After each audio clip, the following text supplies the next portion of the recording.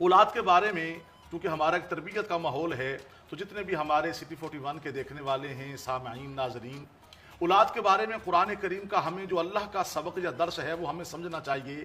آج شادی ہو جائے تو ذرا والدین پریشان ہو جاتے ہیں کہ اولاد نہیں ہو رہی، تو دیکھیں اگر کوئی معاملہ لیٹ بھی ہے تو پہلے قرآن سمجھے، ہمیں قرآن کیا درس دیتا ہے، قرآن کس بنیاد پہ ہماری تربیت کرتا ہے۔ اللہ رب العالمین نے فرمایا للہ ملک السماوات والارض، زمین و آسمان میں بادشاہی اللہ کی ہے، یخلق ما یشاء، اللہ جو چاہے پیدا کرتا ہے، اللہ جو چاہے پیدا کرے۔ آگے فرمایا یہب لمن یشاء اناثا، اللہ جس کو چاہے صرف بیٹیاں عطا کرے۔ اچھا، اللہ نے اولاد کے جو ہے وہ مضمون میں پہلے بیٹیوں کا بیان کیا، فرمایا یہب لمن یشاء اناثا، اللہ جس کو چاہے صرف بیٹیاں دے، بعض لوگوں کی بیٹیاں ہیں بیٹے نہیں ہیں۔ یہب لمن یشاء الذکور، اللہ جس کو چاہے صرف بیٹے دے، بعض کے بیٹے ہیں بیٹیاں نہیں ہیں۔ او یزوجہم ذکرانا و اناثا، اللہ جس کو چاہے دونوں دے دے، بیٹیاں بھی دے بیٹے بھی دے۔ ویجعل من یشاء عقیما، اور اللہ جس کو چاہے محروم رکھے۔ یہ دینے والا کون ہے؟ یہ اللہ کی ذات ہے۔